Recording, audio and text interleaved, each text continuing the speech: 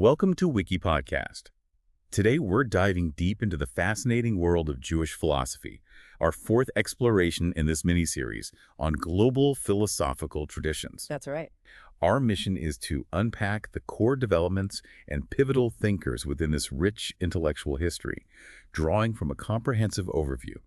Get ready to discover how Jewish thinkers across centuries have grappled with fundamental questions, engaging with and contributing to the broader philosophical landscape. And we'll be tracing this evolution, from the earliest encounters with Greek ideas right up to its vibrant presence in the modern era. We'll see how Jewish tradition has both influenced and been influenced by external philosophical currents. We'll explore the major schools of thought that emerged. And touch upon some of the defining debates, the ones that really shaped Jewish intellectual life. It's quite a journey. Okay, so let's start at the beginning, or near enough.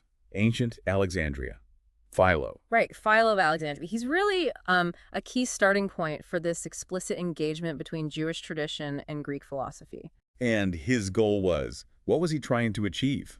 Well, his main project was harmonization. He wanted to show how Greek philosophy, particularly Stoicism with its focus on reason, could actually align with and even illuminate Jewish scripture. He used allegory quite a bit. So using Greek tools to explain Jewish truths. Exactly.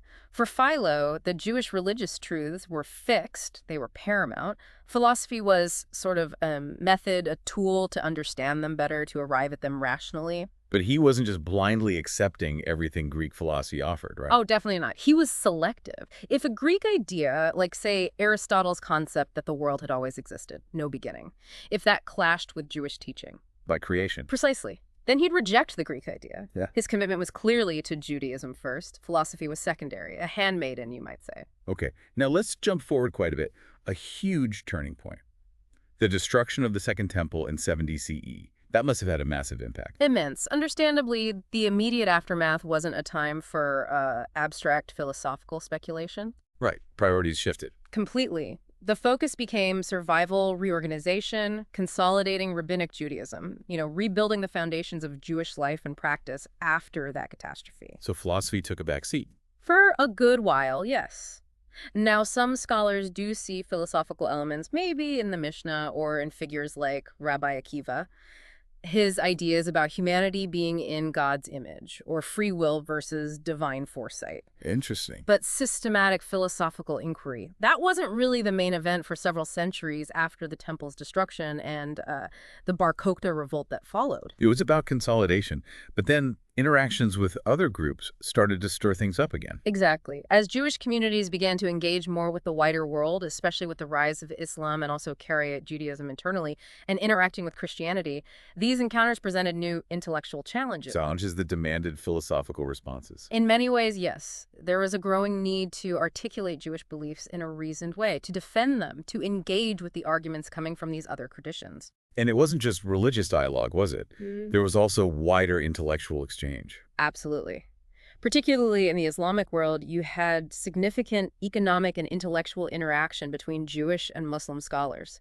This wasn't just theology, it was science, mathematics, medicine, and, yes, philosophy. A two-way street. Very much so. Ideas flowed in both directions. It's actually fascinating. Sometimes it's hard to even pin down the exact religious identity of certain scholars from that period because the intellectual world was so intertwined. Key Islamic schools like the Qadariya and Mu'tazila definitely influenced Jewish thinkers. Speaking of influences, Karaite Judaism emerged around this time. That was a big deal internally. Huge. The Karaites, drawing partly from the Islamic Mutakallimin, those rationalist theologians, were really the first Jewish group to systematically apply that kind of Mu'tazila thinking to Judaism itself. And they famously rejected the Talmud, the rabbinic oral tradition. Yes, their rejection of the Talmud led them down a path of, quite radical reinterpretation of the Hebrew Bible, the Tanakh. They broke sharply from established rabbinic beliefs.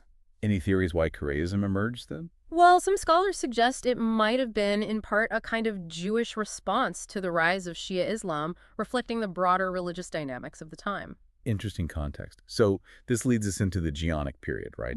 A time of synthesis. Yes, in the Babylonian academies. The spread of Islam had made Greek philosophy and science via Arabic translations much more accessible to Jewish scholars in the Arab world. Suddenly, Aristotle and Plato were back on the table, so to speak. Right. And interestingly, some early Jewish converts to Islam actually introduced biblical stories and traditions, the Israeliyat, into Islamic circles, influencing early Sufism, Islamic mysticism. And within Judaism, figures like Hai Gaon started integrating these outside ideas. Exactly. Hai Gaon, head of the Pumbedita Academy, was pivotal. He consciously started bringing non-Jewish studies, like philosophy and theology, from currents like Qadariya and Mutazilites into the traditional Talmudic curriculum. That's a significant shift. It shows a growing confidence, a willingness to engage directly with these external intellectual systems. And you also had influences like the Brethren of Purity, that sort of encyclopedic group. Their ideas reached Jewish thinkers too. Particularly in Islamic Spain, yes. Concepts like the microcosm-macrocosm analogy became quite influential, and Spain, Al-Andalus, just became this incredible melting pot. A hub for Jewish, Muslim, and Christian thinkers. Truly a golden age for that kind of cross-fertilization. Okay, so that sets the stage. Now, before we get to the giant figure of Maimonides, there were several important thinkers who were, paving the way or stirring the pot. Let's talk about Hewi the heretic. Hewi al-Balkhi. A controversial figure, to say the least. He's perhaps the first known Jewish thinker, though his Jewish identity is debated to apply a really critical rationalist lens to the Pentateuch itself. Suggesting miracles weren't miracles. Pretty much. He argued they were natural events explainable by reason, like the parting of the Red Sea being about understanding tides, not divine intervention. I can imagine that didn't go down well. Not at all. Both Rabbinites and Karaites condemned his views as heresy. Sa'aji Gaon, whom we'll get to, wrote refutations against him. It shows the tension, doesn't it? Definitely. Okay, so Sa'aji Gaon, a major figure. Absolutely. Often considered one of the founders of systematic Jewish philosophy, his book, Beliefs and Opinions, is foundational. He aimed to show the rationality of Judaism. But with a limit. Yes. He stressed reason's importance, but ultimately, if reason seemed to contradict received tradition took precedence. He was influenced by the Mutazila, engaged with their critiques, and also studied with the Jewish Kalam theologian Abu al-Kathir Yahya ibn Zakaria. Someone not often remembered, but clearly influential on Sa'adiyya. Exactly. Sa'adiyya really established a framework for philosophically defending Jewish beliefs. Then there's David ibn Marwan al-Muqammas, the father of medieval Jewish philosophy. He's often called that. He wrote what's considered the earliest actual Jewish philosophical work of the Middle Ages, a commentary on the Sefer Yetzirah. And he introduced Kalam methods. Yes, that Islamic style of rational theological argument. He was the first Jewish thinker known to do that, and he even mentions Aristotle. His work covered epistemology, creation, God's unity. Quite comprehensive.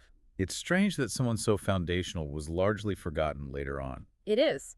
But his influence on people like Sa'adiyya is clear.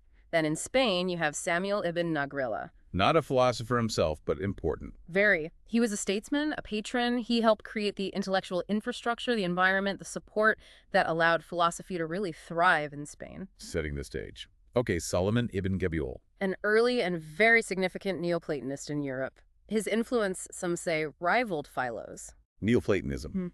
That's different from the Aristotelian trend, right? More mystical. More focused on emanation, the one, a hierarchy of being, yes. Interestingly, while Christian scholars in the Middle Ages were deeply influenced by him, often without knowing he was Jewish, his own Jewish community largely ignored his philosophical work. Another case of cross-cultural influence. What about Abraham Barhiya Hanasi? He was crucial as a transmitter. He played a key role in bringing Arabic science and philosophy, including Averroism, the Aristotelianism of Ibn Rushd and Mutazila ideas, into Christian Europe through Hebrew translations. His own work focused more on ethics and apologetics. A bridge figure. And Hibat Allah, or Abu Barakat al-Baghdadi. A complex figure, a Jewish philosopher and physicist influenced by Avicenna, who later converted to Islam. But remarkably, his philosophical works continued to be studied in the Baghdad yeshiva even after his conversion. Wow, that says something about the power of ideas over identity sometimes. It really does. Then you have Nathanael al-Fayoumi in Yemen. He had a more universalist view. Yes, he developed a Jewish version of Ismaili Shia ideas, suggesting a kind of single underlying religious truth revealed differently through various prophets for different nations. A syncretic approach that, well, got mixed reactions. I bet. Bahaya ben Joseph ibn Bakwata. Author of the first systematic Jewish ethical work, Guide to the Duties of the Heart. He drew on Arabic sources, Sufi ideas, Neoplatonism, emphasizing reason's role in achieving true faith and ethical living. So focusing on the inner life, the ethics. Very much so. Then comes Yehuda Halevi, famous for the Kuzari. A defense of rabbinic Judaism. Yes, often framed as a dialogue. He pushed back against philosophy, arguing for the superiority of revealed religion and the unique historical experience of the Jewish people. He moved more towards Neoplatonism and religious experience over pure rationalism. Trying to free religion from philosophy's grip, in a way. You could say that. And finally, just before Maimonides, Abraham ibn Dowd. He brought in Aristotle more systematically. Yes, a more thoroughgoing Aristotelianism. He argued strongly that there is no fundamental conflict between philosophy and Judaism. Some see him as the most important Jewish Aristotelian before Maimonides. Laying that groundwork. And there were others, too, like Abraham ibn Ezra. A rich period. Absolutely, a really fertile ground leading up to Maimonides. Okay, let's talk about Maimonides. Moses Maimonides, the Rambam. Unquestionably a central figure. Without a doubt. His influence is just immense, stretching across centuries. His major philosophical work, of course, is The Guide for the Perplexed. Aimed at those struggling to reconcile. What? To reconcile Aristotelian philosophy and the science of his day with the literal teachings of the Torah. He saw apparent contradictions and wanted to show educated Jews how they could be resolved, how faith and reason could coexist. Similar to Averroes in his approach to Aristotle. Yes, in that he aimed for a pure Aristotelianism, trying to strip away some of the Neoplatonic elements that had become attached to it over time. And like Ibn Dowd, he fundamentally believed that truth is truth. Whether discovered through reason or revelation, they shouldn't ultimately conflict. But he did break with Aristotle on key points. Oh, yes. Most famously in The Creation of the World, Aristotle argued for an eternal universe. Maimonides defended the biblical concept of creation ex nihilo, out of nothing, as a fundamental Jewish belief. And he saw this philosophical work as recovering something lost. He did. He noted that ancient Israel had its own sciences and philosophies, but much was lost during exile. He saw the intellectual flourishing in Al-Andalus, that interaction with Islamic thought, as a way to rejuvenate Jewish philosophy. That idea of cross-cultural fertilization again. Absolutely central to his context. Now, his guide wasn't exactly met with universal applause, was it? No, far from it. It sparked immediate and fierce controversy. The Maimonidean controversy became a major chapter in Jewish intellectual history. What was the main sticking point? It boiled down to the role of reason versus tradition, philosophy versus simple faith. Traditionalists worried his allegorical interpretations undermined the literal meaning of Scripture, and that relying too heavily on Aristotle could lead people astray from core Jewish beliefs. There were actual book burnings. Yes, in some communities in France, his philosophical works were publicly burned. Figures like Samuel ben Ali in Baghdad strongly opposed his views. Meanwhile, his own son, Abraham Maimonides, staunchly defended his father's legacy. So, deep divisions. Did these arguments die down?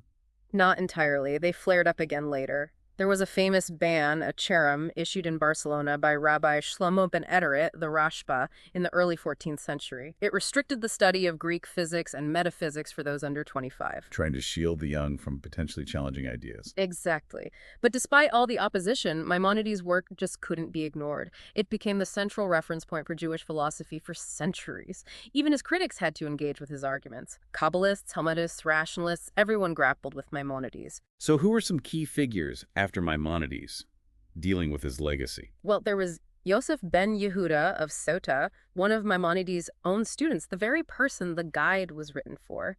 He explored creation himself. Jacob Anatoli. He championed Maimonidean rationalism, advocating for studying classical languages and non-Jewish sources to better understand Jewish texts. Hillel ben Samuel of Verona. Important for his work on the soul's immortality, and he was a key defender of Maimonides during the controversies. He also translated important non-Jewish works into Hebrew. Shem Tov ibn Falagra. Deeply influenced by Averroes and Maimonides, tried to harmonize philosophy and dogma, defended the guide. Joseph ibn Caspi. Another strong Maimonidean advocate, traveled extensively to understand the guide better, emphasized proof but respected tradition. Gersides Levi ben Gershon. Wrote Wars of the Lord, modeled on the guide. He had quite distinctive views on God's knowledge and free will, differing somewhat from Maimonides. Very influential thinker. Moses Narboni. An admirer of Averroes, wrote commentaries on Islamic philosophy. believed Judaism held the highest truth, with both literal and deeper meanings in the Torah, defended free will, Isaac ben Sheshet Perfet. studied with rationalists, engaged critically with philosophy, but was also an opponent of Kabbalah. Okay, that's an interesting tension.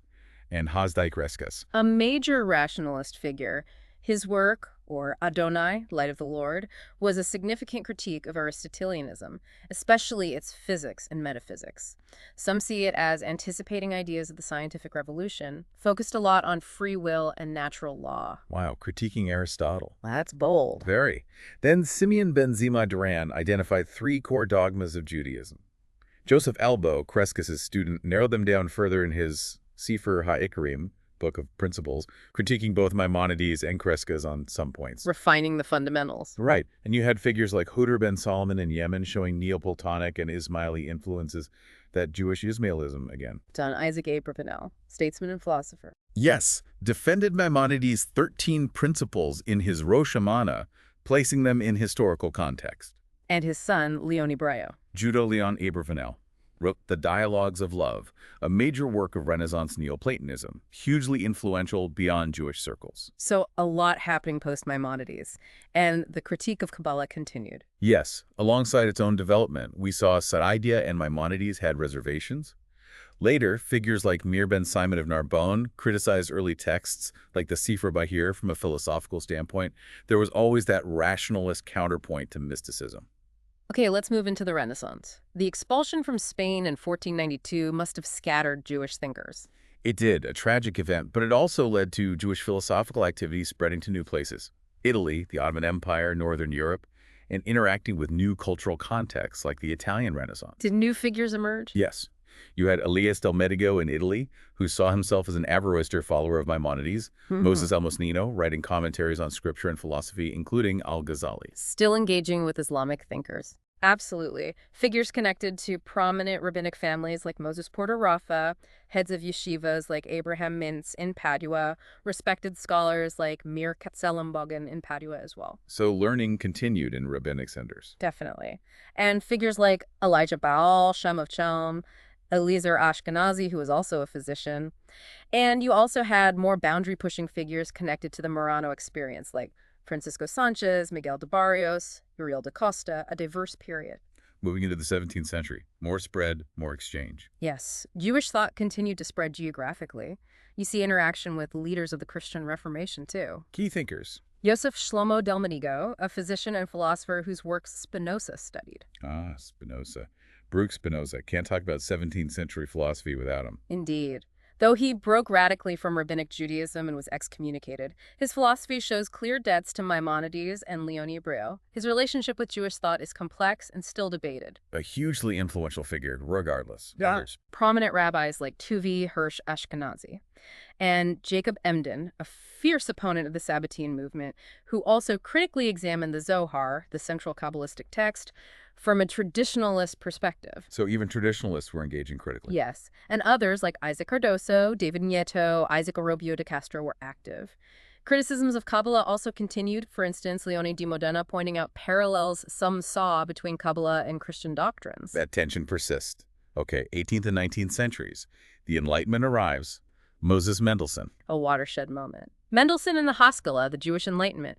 He advocated for integrating Jews into European society, for combining reason and tradition, profoundly influencing Reform Judaism. A new era of engagement with modernity. Definitely. And alongside him, other Haskalah thinkers like Menachem Mendel Lefen, Salomon Maimon, a fascinating critic of Kant Isaac Satanow.